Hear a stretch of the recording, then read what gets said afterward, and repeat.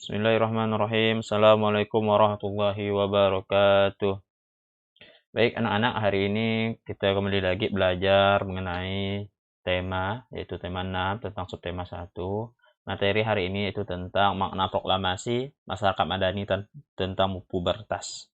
Baik, semoga mudah-mudahan diperhatikan dengan baik-baik ya materi hari ini, mudah-mudahan bisa dimengerti. Nah, yang pertama itu makna proklamasi.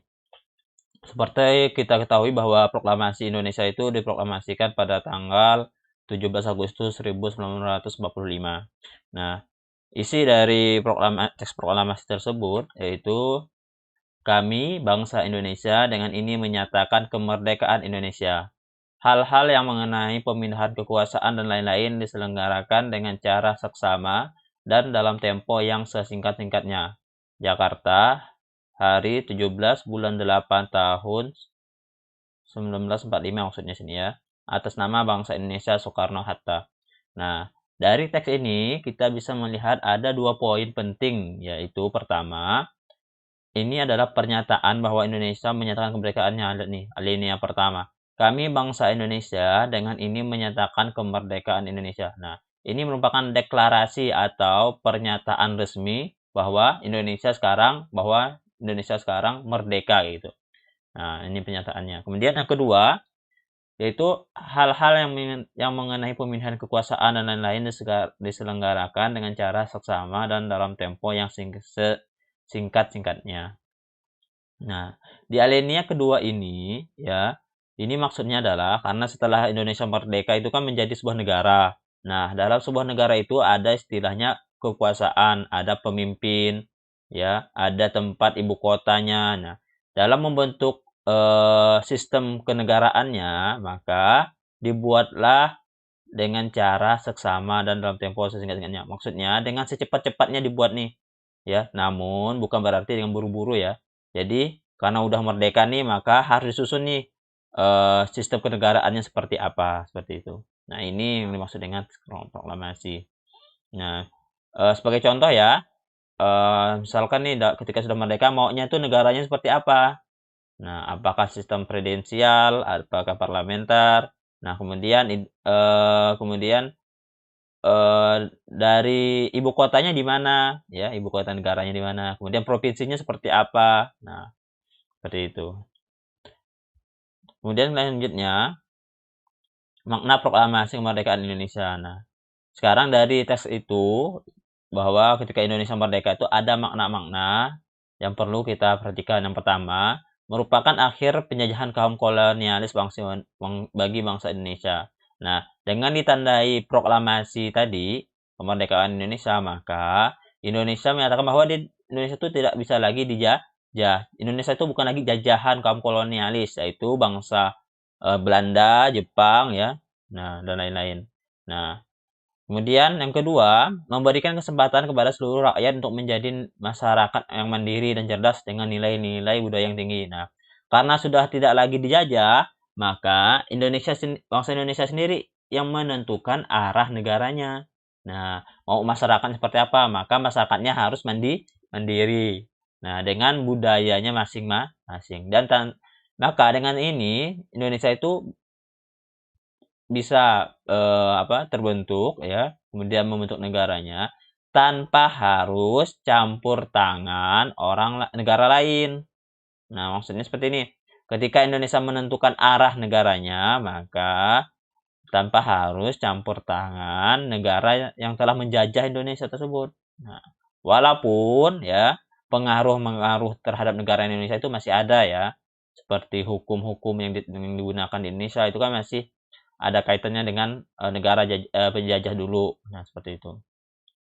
Yang ketiga, memberikan arah kewenangan bagi bangsa Indonesia untuk menuju masyarakat yang sejahtera dan dengan kekuasaan serta menguasai sumber daya ekonomi secara mandiri. Nah, selain itu juga karena udah tidak lagi dijajah, maka sumber daya yang ada di Indonesia maka bangsa Indonesia urus sendiri ya, bangsa Indonesia sendiri yang mengurusnya tanpa harus ya dikuasai oleh negara lain. Nah, maka Indonesia itu lebih mandiri. Sehingga ketika sumber dayanya dikuasai sendiri, maka akan lebih mudah digunakan bagi masyarakat untuk menjadi lebih sejahtera, seperti itu.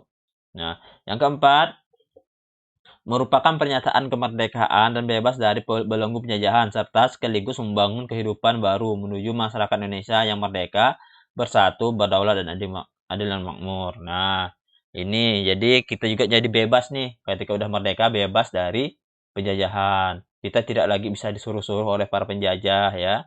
Nah, karena kalau kita dijajah itu maka tidak ada istilahnya keadilan, ya. Tahu orang dijajah kan, disuruh-suruh misalkan kerja, gajinya tidak jelas, ya, hak-haknya diambil. Nah, seperti itu. Nah, yang kelima, proklamasi kemerdekaan merupakan sumber tertib hukum nasional yang mengandung makna bahwa hukum kolonial sudah tidak berlaku dan diganti dengan tata hukum nasional. Nah, seperti ini tadi yang Bapak sampaikan. Nah, jadi hukum kolonial yang sebelumnya itu udah dibuang, diganti dengan hukum tata nasional. Namun, ya tapi kita perhatikan juga ya, Pak. Namun, sebenarnya hukum nasional yang ada di Indonesia itu beberapanya masih mengadopsi atau mengambil dari hukum para penjajah sebelumnya. Nah, tapi pelaksanaannya, ya, atau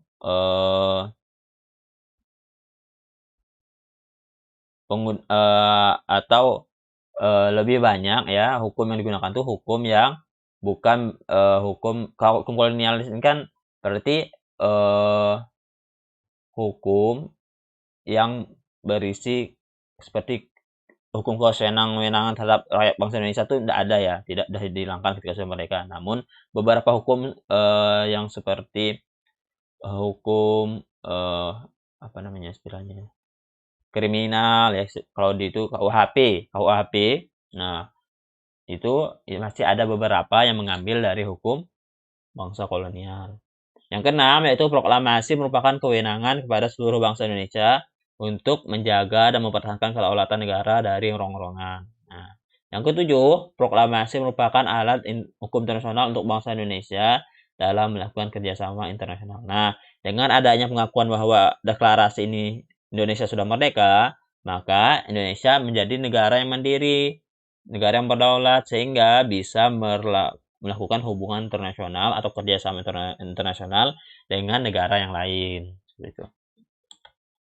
Nah, sekarang kita belajar tentang masyarakat madani. Apa itu masyarakat madani? Masyarakat madani merupakan wujud masyarakat yang memiliki keteraturan hidup dalam suasana kehidupan yang mandiri, berkeadilan sosial, dan sejahtera. Itu disebut masyarakat madani. Nah, apa karakteristik masyarakat madani? Nah, yang pertama, memiliki keyakinan kepada Tuhan, yaitu memiliki keyakinan kepada Allah Subhanahu wa taala. Nah, kemudian damai. Kemudian yang ketiga, tolong menolong. Ini sebenarnya ini apa ya? Seperti kalau kita di Islam tuh kewajiban seorang muslim dengan muslim yang lainnya kan, tolong menolong, seperti itu. Nah, menjenguk tetangga atau saudara yang sedang sakit. Nah, kemudian yang keempat, toleran. Nah, yang kelima, berkeseimbangan antara hak dan kewajiban. Nah, kewajibannya dilaksanakan dan haknya juga baru bisa diambil. Semuanya dilaksanakan. Kemudian yang keenam, berperadaban tinggi. Nah, berperadaban yang tinggi di sini maksudnya memiliki apa ya? Berperadaban tuh kemampuan atau kualitas masyarakat yang bagus, yang tinggi. Contoh, memiliki prestasi, misalkan nih, memiliki sistem pendidikan yang baik. Nah, itu berperadaban tinggi. Misalnya memiliki sekolah, memiliki universitas, ya. Kemudian bisa menghasilkan teknologi. Nah, seperti itu berperadaban yang tinggi. Atau kemudian lagi memiliki apa ya? Kualitas masyarakatnya itu yang cerdas, seperti itu. Nah, kemudian menghasilkan karya-karya yang monumental atau karya-karya yang sangat tinggi, seperti itu. Nah, itu namanya berperadaban tinggi, ya. Masyarakat madani itu berkualitas, ya. Selain berkualitas secara akhlak, secara sifat, tapi juga berkualitas secara ilmu pengetahuan. Nah, seperti itu. bahkan berkualitas ilmu pengetahuan juga bisa diimplementasikan hasil dari ilmu pengetahuannya tersebut. Nah, yang ketujuh, berakhlak mulia. Nah, ini pasti nih harus masyarakat Badan itu memiliki akhlak yang mulia atau berakhlakul karimah kalau Islam ya. Nah, ya seperti itu. Nah, selanjutnya yang ketiga itu masa pubertas. Nah, masa pubertas adalah masa di mana anak-anak ya berusia antara 8 sampai 13 tahun. Ini adalah masa-masa seperti kalian nih sekarang. Kalian ini kan sekarang sekitar umurnya 12 sampai 13 tahun ya. Nah, pada masa pubertas selain ada perubahan fisik, ada juga perubahan emosional. Nah, kalian kan Bapak perhatikan tuh udah ada yang beberapa yang sudah sangat mencolok perubahan fisiknya. Mulai dari suaranya, tinggi badan ya. Nah, dan lain-lain.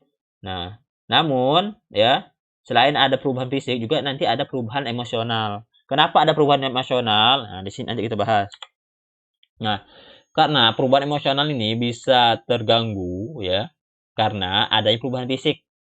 Nah, pertama yaitu karena ada fluktuasi hormon sering menyebabkan gangguan seperti bau badan jerawat. Nah, kan karena pada masa pubertas ini kan ada perubahan hormon nih.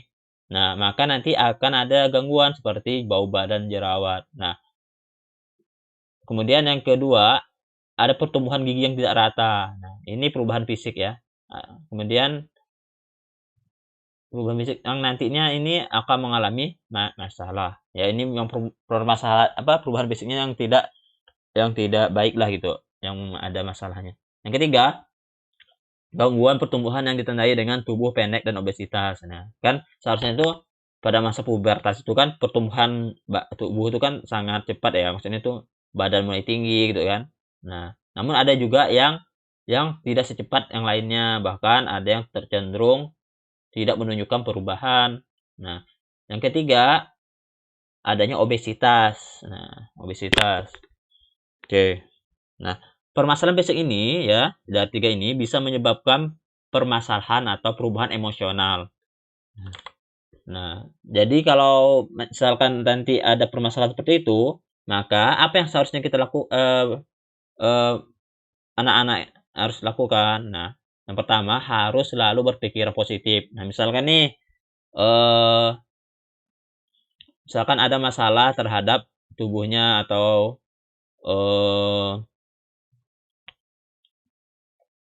terhadap perubahan tubuhnya gitu kan ya. Maka kita tuh harus selalu berpikiran positif ya, bahwa pertama kalau kita sebagai muslim bahwa ini mungkin sebagai ujian bagi kita ya. Nah, nanti kalau dengan ujian ini maka iman kita akan bertambah. Nah, kalau kita bisa menyikapinya dengan baik. Selalu berpikiran positif. Jangan sampai masalah seperti itu kita menjadi down atau berpikiran negatif. Nah, kemudian mengambil hikmahnya. Ya, apa sih hikmahnya? Seperti itu. Nah, yang kedua, jangan membandingkan diri dengan orang lain. Nah, antara kita dengan orang lain itu kan pasti ada perbedaannya. Jangan dibanding-bandingkan. Nanti kalau dibanding-bandingkan, nanti kita malah akan kurang bersifat rasa syukur. Nanti tidak bersyukur jadinya. Ya. Nah, kemudian jangan terlalu mengkhawatirkan penampilan. Yang keempat, pastikan cukup olahraga dan istirahat. Nah, ya rajin-rajin olahraga dan istirahat. Nah, kalau olahraganya cukup, nanti fisiknya menjadi kuat. Yang kelima, bercerita kepada orang tua atau orang dewasa yang dapat dipercaya. Nah, jika ada masalah pada saat pubertas, ceritakan kepada orang tua, ya, orang terdekat. Kemudian atau kepada orang dewasa yang dapat dipercaya, sama pamannya atau sama guru, ya. Nah, seperti itu. Jangan bercerita kepada teman yang tidak bisa dipercaya atau orang lain yang tidak bisa dipercaya. Nah, ya, seperti itu. Nah, ini yang selanjutnya adalah kegiatan pada saat pubertas. Nah, pada saat pubertas, ya, karena biasanya kalian tuh pada saat pubertas tuh, kita itu pengen banyak mengetahui hal-hal baru. Nah, tapi kita ketika rasa pengen mengikuti hal-hal baru, nah itu harus hati-hati, jangan sampai hal-hal yang negatif kita ikuti. Nah, maka apa kegiatan yang harus kita laksanakan supaya terhindar dari hal-hal negatif? Yang pertama, menjalankan ibadah. Yang kedua, mempunyai teman baik untuk berbagi cerita. memiliki teman yang baik, memiliki lingkungan teman baik yang banyak. Jadi teman ini sangat menentukan ya, makanya kata Rasulullah tuh kalau mau lihat seseorang tuh lihat dari temannya. Nah, lihat. Jadi, karena teman tuh sangat mempengaruhi yang diandaikan seperti minyak wangi kan. Nah, kalau temannya wangi, kemungkinan wanginya itu akan kecipratan kepada orang lain ya. Tapi kalau temannya itu kurang wangi, maksudnya wangi di sini sikapnya gitu ya. Nah, bisa mempengaruhi orang lain gitu. Nah, makanya kalau teman yang baik tuh nanti akan mempengaruhi kepada diri kita sendiri. Nah, yang ketiga, mengakses informasi seputar pubertas dari orang tua atau orang yang lebih mengerti dan dapat dipercaya. Nah, seperti itu. Seperti tadi ya. Jadi, cari informasi atau bertanya kepada orang yang lebih kita percayai, jangan kepada orang yang tidak kita percaya. Ya. Yang keempat, melakukan aktivitas positif untuk mengembangkan bakat dan minat. Nah, selalu mencari aktivitas-aktivitas positif ya. Nah, kemudian yang kelima, berolahraga secara teratur dan menghindari atau mencoba hal baru tanpa berkomunikasi dengan orang tua. Nah, ini tadi nih, jangan sampai kita mencari atau hal baru ya, yang nanti ujung-ujungnya bersifat negatif. Perlu kita itu kalau ada hal baru, komunikasikan dengan orang tua, bicarakan ya. Nah, jadi demikian yang dapat aku sampaikan. Mudah-mudahan bermanfaat. Mohon maaf kalau ada kekurangan. Bapak akhiri. Assalamualaikum warahmatullahi wabarakatuh.